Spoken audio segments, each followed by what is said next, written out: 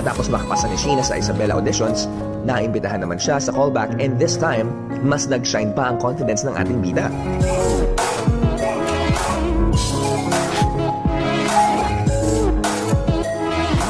Bilib na talaga kami sa dance skills mo, Sheena. Paano naman kaya pag sinabak ka namin sa kantahan? Sana ay di na magwakas itong awit ng pag-ibig. Awitin mo at isasayaw ko.